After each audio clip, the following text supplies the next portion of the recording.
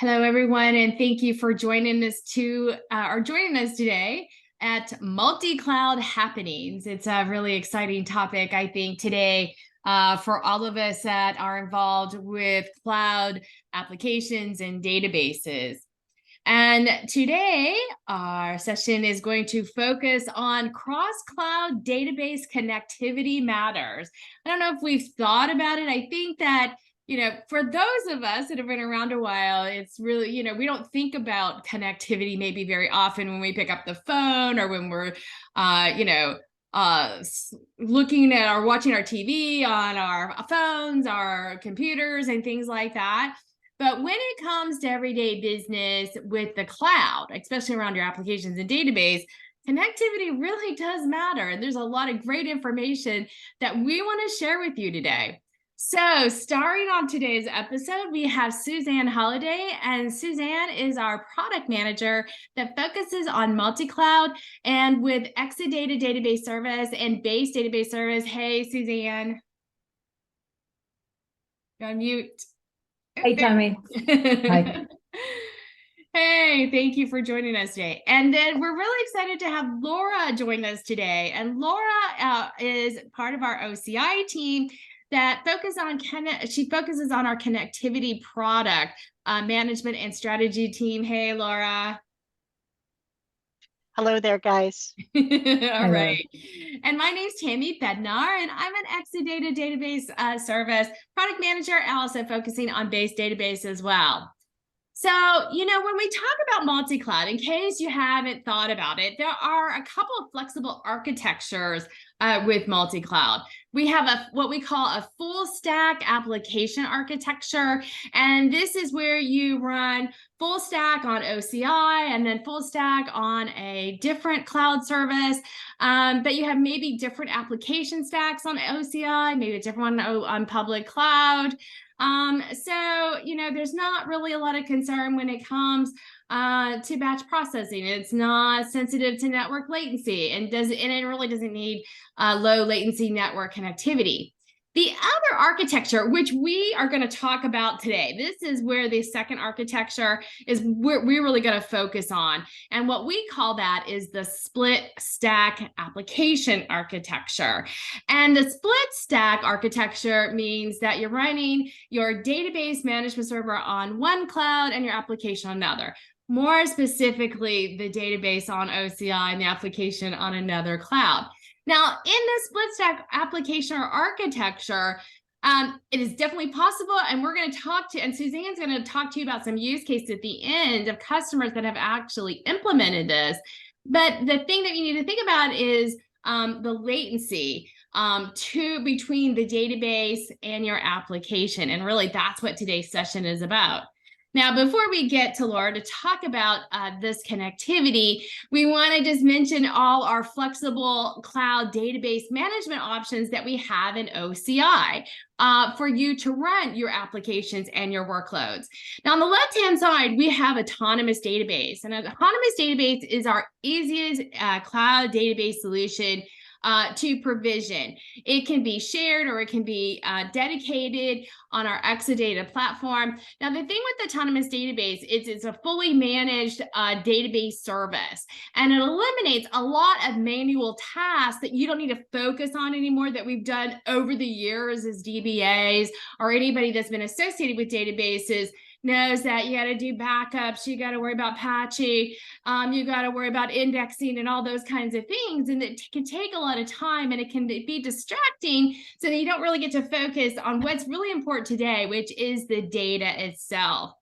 And then we have our Exadata database service. And our Exadata service is what we call a co-managed cloud database service. What that means is that Oracle and you as the customer work together to manage the hardware and the software stack as well. You have full administrative control. You can run a lot more versions of the database on it, but it supports any kind of workloads that you may need. And then finally, our base database service is a service that runs in a shared VM environment. And this service, base database service, supports both standard and enterprise edition database workloads as well. And it can support single instance, or it can support also your rack or cluster database solutions as well. And again, this is more of a co-managed environment where we work with Oracle and you together to manage this stack, and you have full administrative control over this stack as well. So as you can see, we have flexible cloud database management options.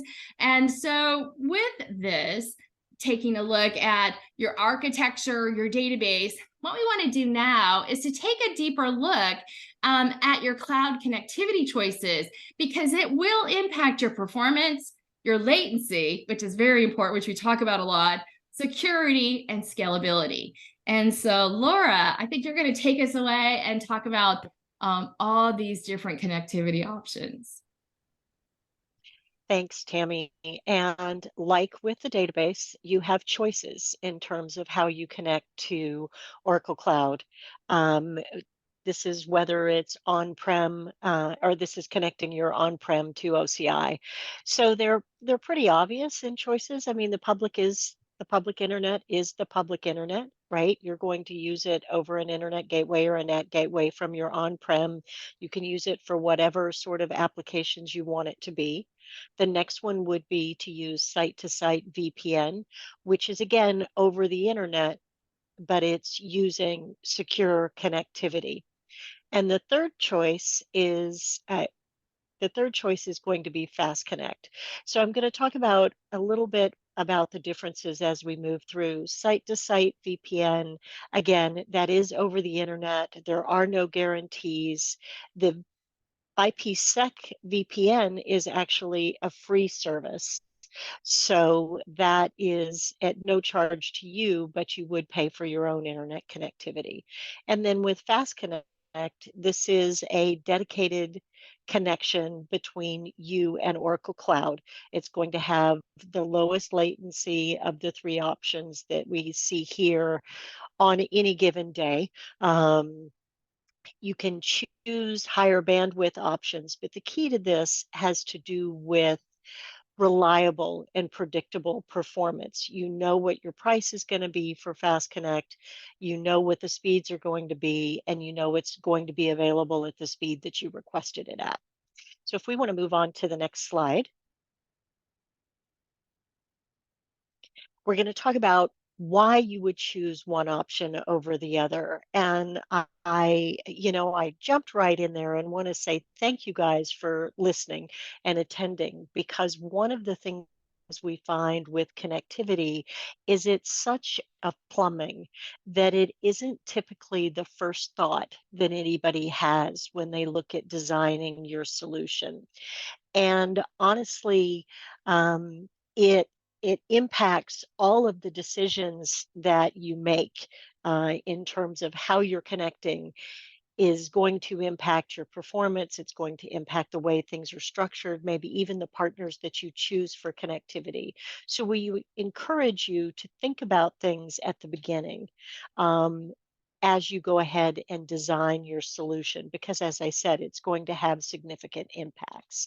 So the things to think about: do I have throughput demands that are consistent, or do I have just a really big first time transfer, and then after that the connectivity needs are going to be much lower? And when I'm thinking about that, does my provider have scalable offering so that I could start with a very large pipe and move to a smaller pipe as needed? And then what about performance? Am I going to have, on this split stack architecture, am I going to have constant transactions going back and forth, or is this going to be a batch update that happens later? In either case, is the person that I'm working with, again, going to have that flexibility to support you?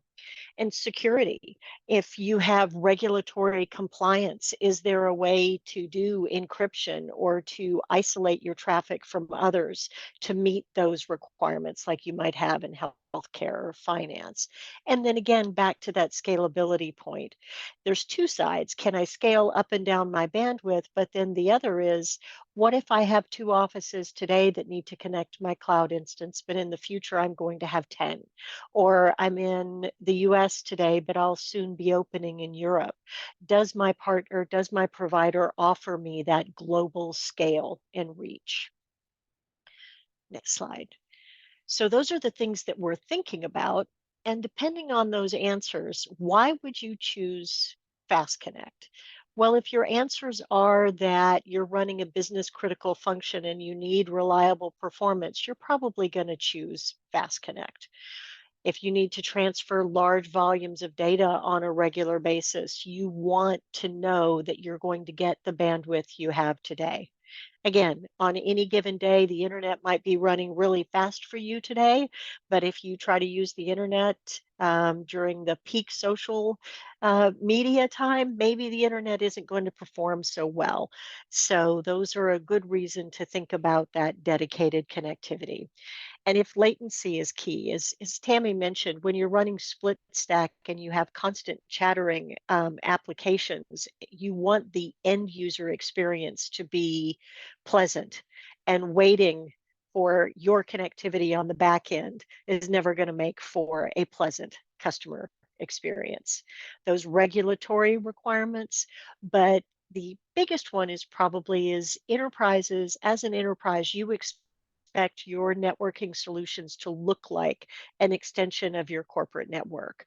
And for that case, and most times you're going to want that dedicated connectivity, again, bypassing the internet altogether to ensure that you have a consistent user experience. Next slide. Now, I keep talking about FastConnect, but I haven't defined it yet. So what is FastConnect? Well, FastConnect is the direct private option for network connectivity to Oracle Cloud. If you use other clouds, you'll recognize this as Express Connect or Direct Route from AWS or Azure. It bypasses the public internet entirely, as I mentioned, and it's available in all of our regions. And from the OCI side, it's either a 1, 10, or 100 gigabit per second port. It includes a network provider in every design. The reason that I put that in there is because I want to make sure that we understand that FastConnect is not an Oracle provided service. Oracle provides one half, a partner or provider is going to provide the other. So just to quickly summarize what this is, it's going to give you a more predictable network performance, higher bandwidth than you're going to see typically on an internet-based connection. Again, it's going to give you that sovereignty, or going to give you that security that your data, you have control over your data. So it's going to help you with those regulatory concerns. It supports the hybrid models that we're going to talk about, and it even facilitates the multi-cloud solutions. So the attributes of FastConnect, as I said, it's either a 1, 10, or 100 gigabit solution for on the port for FastConnect. There is no egress or data charges for FastConnect itself, and those are charged on a flat hourly basis based on the port. We have both public and private peering options, depending on what your application requires. Public or private peering being by far the most common, and that's so that your connection really just looks like an extension of your corporate network. And then public peering where it's needed to get to certain resources. And there are definitely multi-cloud connectivity models in here that we're going to get to as we move through the partner options. Next slide. All right. So we talked about options. You've got IP, or you've got internet, you've got IPsec over the internet, VPN over the internet, and then you've got FastConnect. Well, within FastConnect, you've got some different options as well. So there are two basic models. One is the partner connection, and the other one is a direct connection.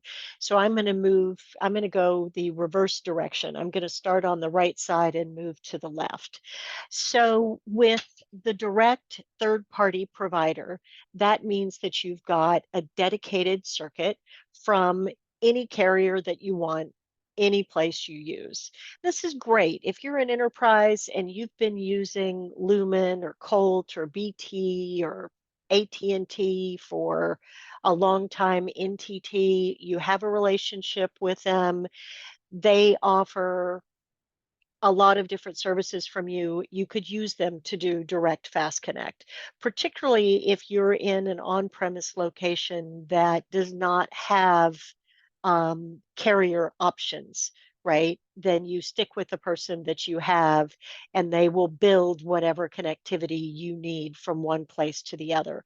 That's what we call last mile, right? From going from the data center where the Oracle region is to any building or any location on the planet, that last mile from the data center to the customer location. And third-party provider, again, that's a good option for that. If you happen to have your on-prem in a public data center, and that public data center happens to be on the same building or the same campus as where the FastConnect location is for Oracle Cloud, then a Colo Cross Connect might be a good option for you. And again, this is going directly from your cage to our cage with a direct connection. We see this as a really great option when customers are using 100 gigabits per second plus, right? So there are some customers out there that move a very high amount of data on a regular basis and are already in colo. So you could take advantage of the very low price of a cross connect and go that way. And the third option is the partner connection. So the partner connection is the simplest if you're in a building that is on net with that partner or happens to be in the same location. On net means that that partner has pre-plumbed the connection, if you will. They've already connected to your building or your data center, and they also have a connection with us so that it makes it very simple to turn up a connection. Some of these, with the partner connections, these can frequently be turned up in minutes, mostly days, definitely not months. So it's a much reduced connection time. There are also typically different bandwidth options. The Oracle ports are going to remain the same, but on the partner side, many partners have scalable connections. So you can get different flavors, if you will, of the bandwidth on their side. With OCI, our price on our connectivity is so low that if you take sub 1G from the partner and you're taking the 1 gigabit from us, it's still going to be a less expensive option than our other competitors, our other friendly cloud competitors. So it's priced very aggressively on that. So in this case, you're connecting via the partner network to Oracle FastConnect, not using a physical single connection, but using those pre-plumbed connections. Next slide. So what we're going to step through now are a little bit more detail, or a diagram, if you will, to try to make those words make sense. And in the case, again, starting on the right of that prior slide, we're going to talk about FastConnect Direct with a third-party provider. And this is where from your location, you order a circuit, a waves telephone line, I guess is what we used to call them, from the remote location to the FastConnect location. The FastConnect location is the data center where Oracle is housing our POP, our point of presence, our network connectivity that then connects to the OCI region with all of the compute, object store, et cetera, resources. And these connections, you're ordering them directly from the carrier, any carrier that you want anywhere. And in this case, you're going to generate what's called a letter of authority from your console or from your tenancy in the Oracle console. You're going to give that to the provider, and the provider is going to deliver that circuit to the spot where we've said that you should plug in. The key in this is your relationship with your third-party provider. Oracle is only aware of the cables being plugged in, not who is powering those cables, if you will. Next slide. The next one is the colocation model. And in this one, we've drawn a customer data center, but you may or may not have a data center. You may have everything at a colocation facility.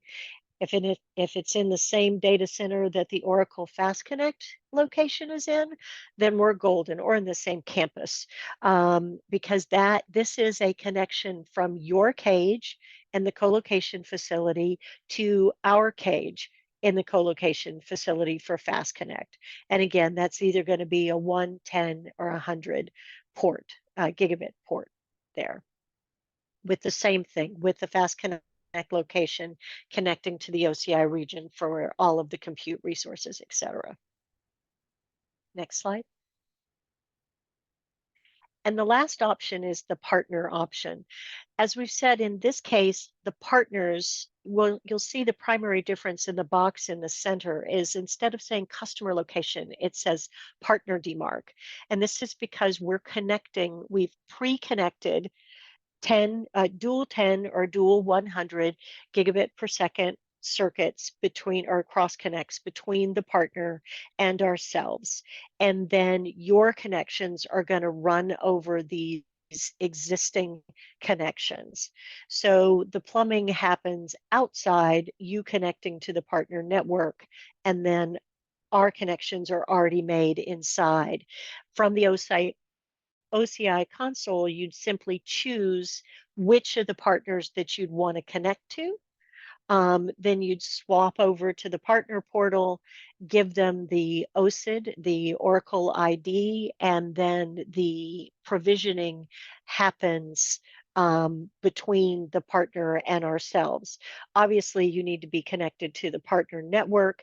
That might be the long pole in the tent, but the partner connection and the Oracle connection is already there. So you reduce the time of having to physically install that. Now, we talk about partners and providers. If you want to go to the next slide, Tammy, let's take a look at what that means in terms of what kind of partners are out there. How am I going to make my choice about which one? And in doing so, as I mentioned at the beginning, there's always going to be multiple parties in this conversation. There's always going to be the customer, there's going to be OCI, and then there's going to be the connectivity partner. So when you think about those diagrams, Oracle comes to a part, you've got the partner or provider in the middle, and you've got the customer on the other side. So there's always a minimum of 3 people. If you're going to connect to MultiCloud, then there's going to be 4 or more, depending on how many other parties or how many other clouds you're going to connect to. So from a connectivity provider point of view, there are different categories of providers. Some of them overlap, some of them don't. Some of them are strictly colocation providers, meaning they have brick and mortar buildings that they are selling to you so that you get the economies of scale for power and space and connectivity, etc. The next one are the more traditionals, are the network service providers, the folks that we're used to thinking about: Lumen, Colt, NTT, BT, Tata, Orange, Telstra, depending on where you are in the world. These are the folks that are thought of sometimes as the incumbent telcos, the people who have been around and are household names in your region, right? We've always used them. They also have a variety of different options in terms of what they offer for your MPLS network. If you want just wave circuits, if you want internet service, they provide the whole gamut and they serve all locations. The next one, the fabric providers, this is a newer type of carrier, if you will, and they really came around with the connectivity of cloud and things where we have public data centers and they can enable those. And we're going to go through some examples and go to a little more detail as we get through the next slides. Tammy, next slide.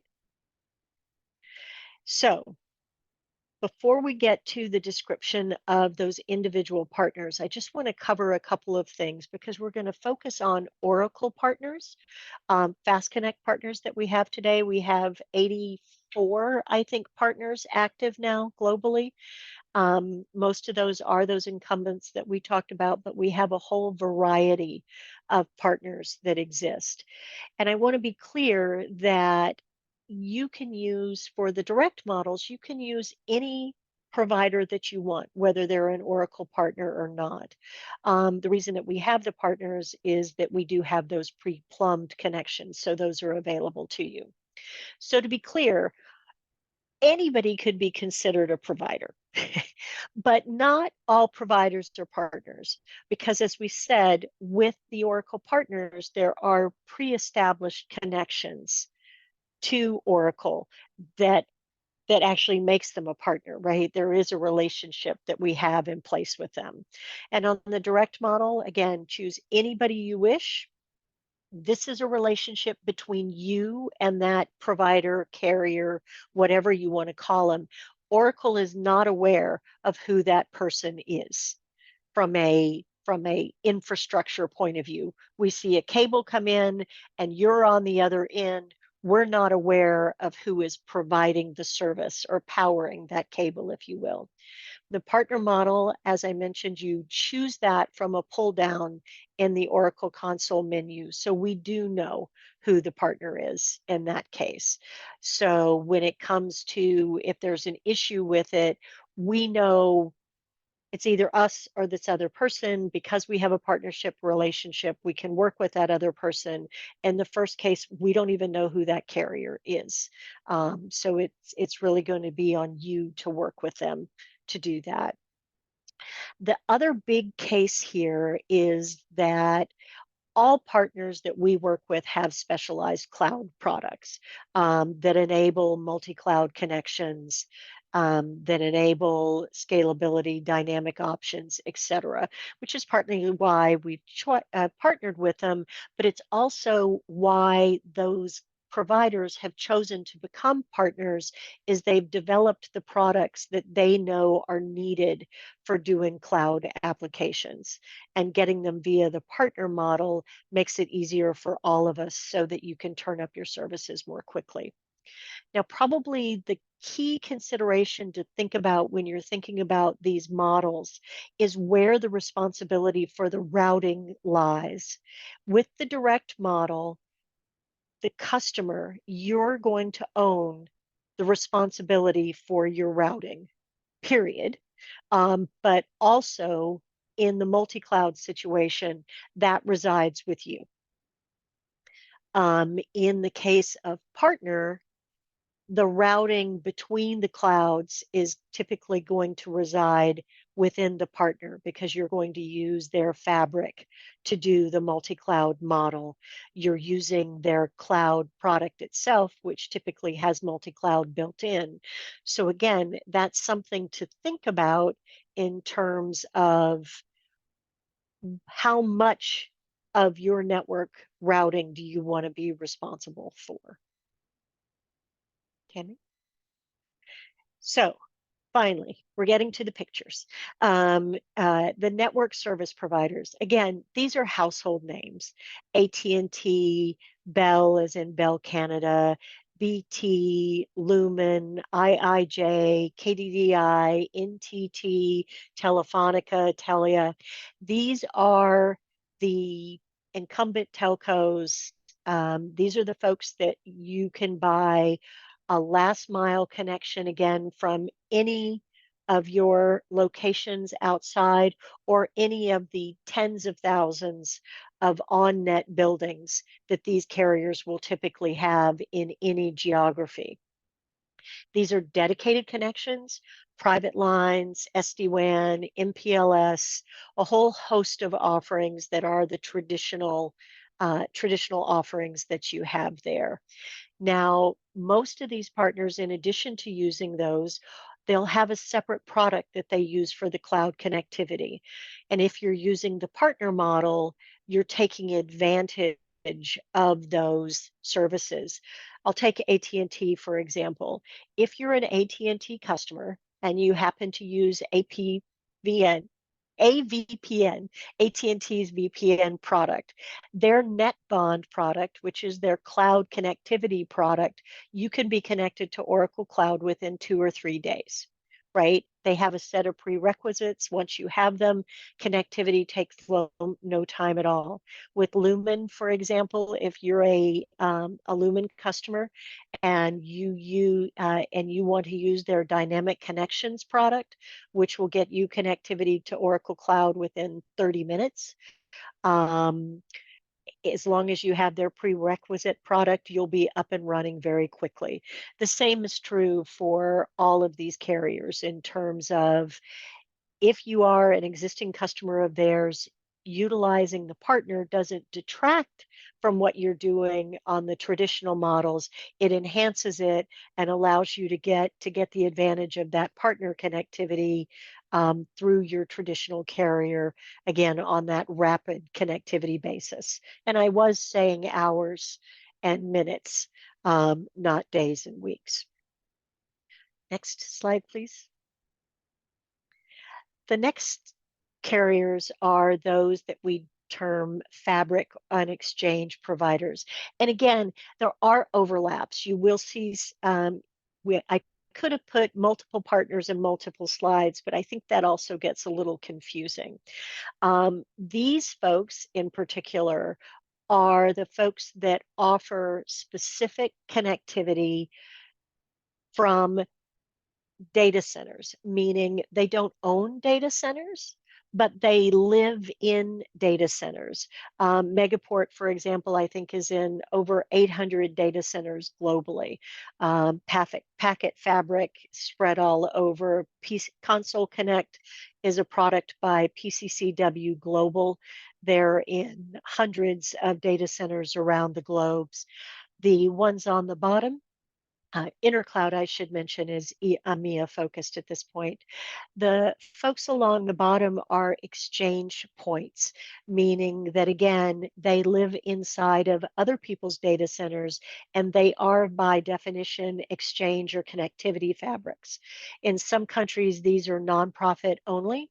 In others, these are commercial. So there are two different types of folks here.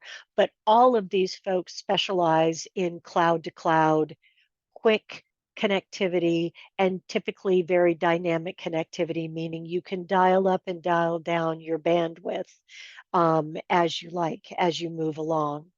And these are not typically folks that are going to, you're not going to be able to buy a circuit from the data center that they operate in back to your location. They all typically have partnerships to do that, but these are not typically last mile providers. The big key on this is that they are data center independent, because the next slide, as we move to Tammy, are going to be the colocation providers. And these folks all have their own fabric as well.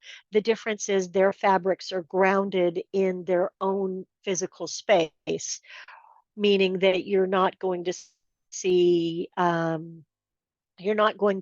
Equinix fabric in a Cologix data center. For example. And some of this is where you see the overlap. Colt is listed here as a data center provider, but they also happen to be a NSP. So there is overlap here. Lumen has some data centers as well. But these colocation providers, their primary business is brick and mortar. They offer physical colocation space. A lot of them have moved up the stack and they offer value-added services above racks and power, but they they do provide the physical space. And in this case, we have many customers, and you might be one of them, right? That the colocation on premise lives inside of one of these data centers. We see more and more of this happening as you're able to reach the economies of scale by using these folks and allow them to do the capital outlays and investments, and you pay a monthly operating fee for using it rather than staff and expense of operating it on your own. Most of these folks, as I said, have Fabric, the same as the previous slide. And they are, can you go back for just 1 second? Sure. And they do have Fabric, as the other ones do. And most of them are carrier neutral, meaning that we have multiple providers in these data centers that you could, or we have multiple partners in these data centers. So they're not captive. Some of them are, where all the connectivity in and out comes from the operator, but that's the rarity rather than the norm. Most of them are carrier neutral, but not always. So again, things just to be cognizant of as you look at those. Now, Tammy, to the next one. And the last type, I don't know if we have any public sector folks on the call today or listening to the recording, but we do partner with academic and research networks. So if you're one of those lucky qualifying organizations that get to take advantage of these typically lower priced but very well connected organizations to reach your peers. Giant is in Europe, Scinet is in Japan, Internet2 is US and broader.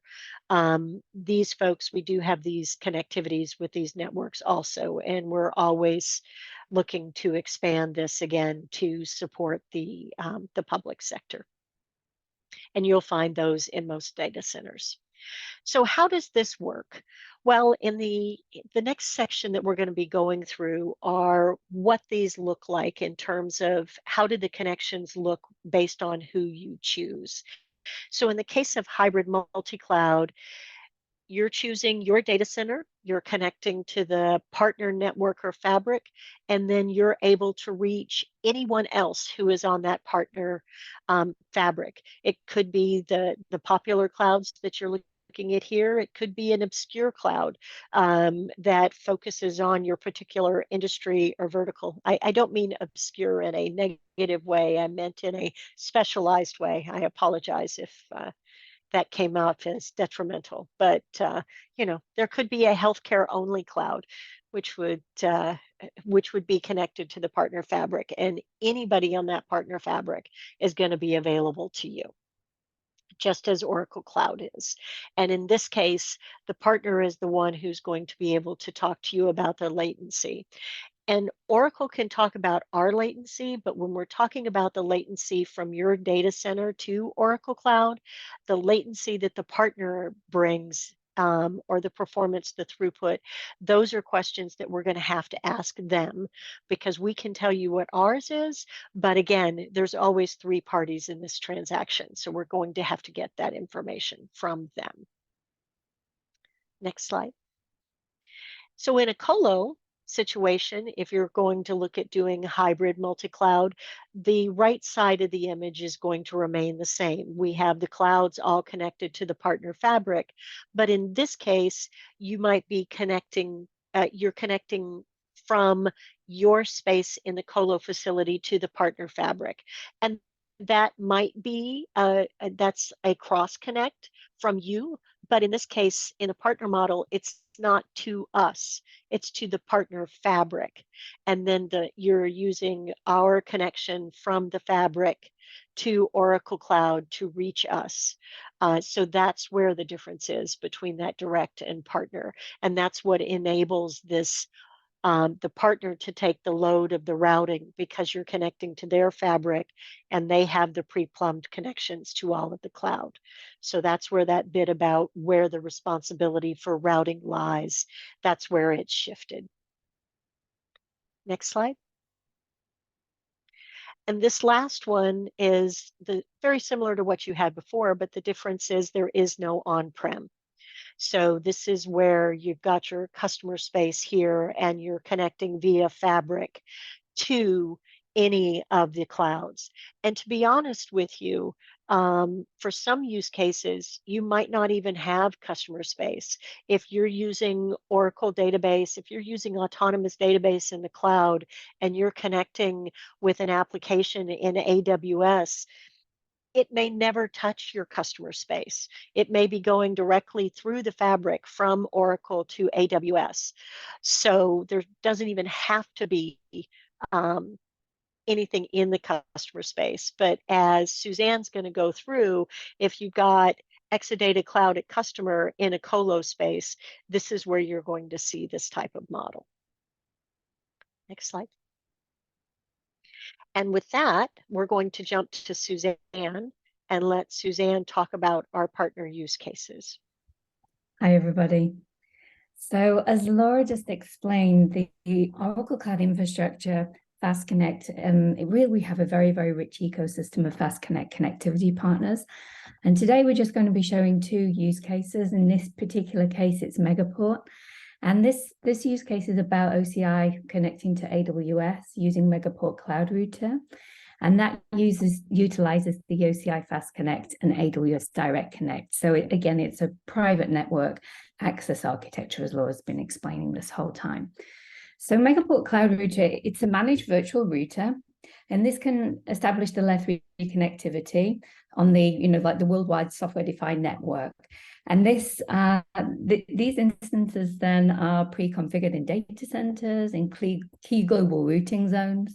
And that enables us to have this data transfer between multi-cloud or hybrid cloud networks, as well as the network service providers and cloud service providers. So what we're talking about here is a multi-cloud use case, cloud to cloud via the Megaport Cloud Router. And this architecture topology, as you can see on the slide, has the autonomous database deployed in an Oracle Cloud Infrastructure region. And this serves an application running in Azure Web Services in the same geographical region. And this is what we call this split stack multi-cloud deployment, with the database in one cloud as in Oracle Cloud Infrastructure and the application in AWS.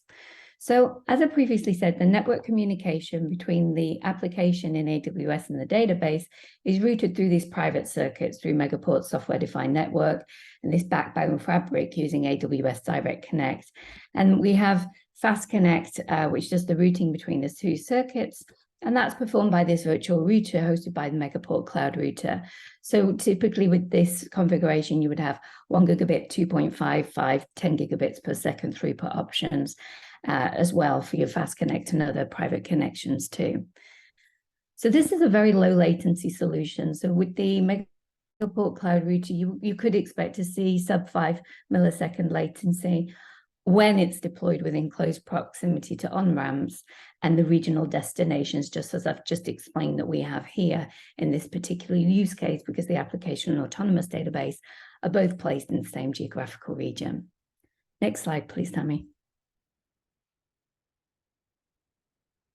So Laura mentioned that we have around 84 FastConnect partners. So we've showcased Megaport. Now we're talking about Equinix.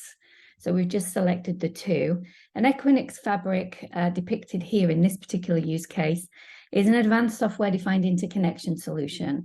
And that really enables you to directly and securely and dynamically connect to distributed infrastructure and digital ecosystems on the Equinix platform through a single port. And I think it's also worth noting that Equinix Fabric is offered to you through the Equinix Fabric portal, as well as the REST APIs as well. Excuse me, I didn't have my video on. I apologize about that. So with the Equinix Fabric, you have different configuration options. You've got your port options around 1, 10, 100 gigabits for the bandwidth available. And this would include your cross-connect cables and the customer cage to the Equinix Fabric port as well. And then your connection options would range typically between, 50 megabits per second to 10 gigabits per second. And we can do layer 2 and layer 3 configuration as well.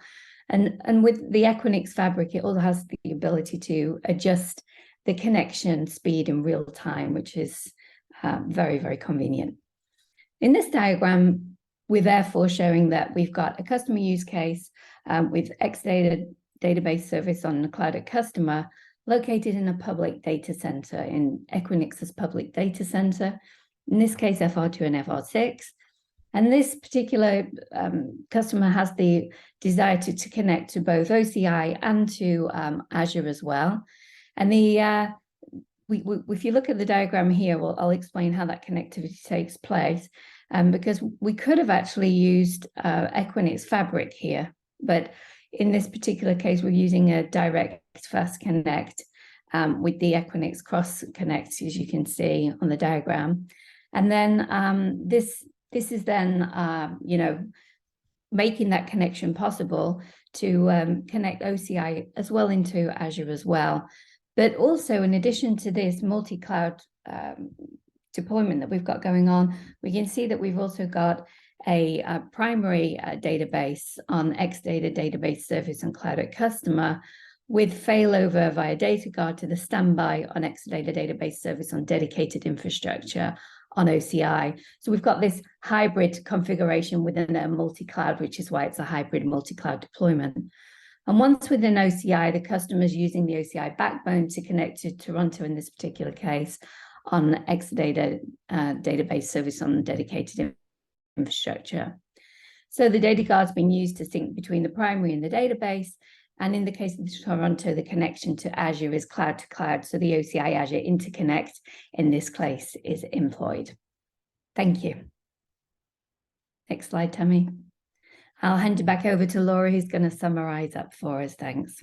So thank you guys for being attentive and listening to us talk about connectivity. It is, it's what I do all day, every day on the FastConnect partner team. And so it's near and dear to my heart. And hopefully, once it's all set up, it's a fix it and forget it kind of thing for you guys. But again, hoping that what we're talked about is to get you to think about it sooner rather than later.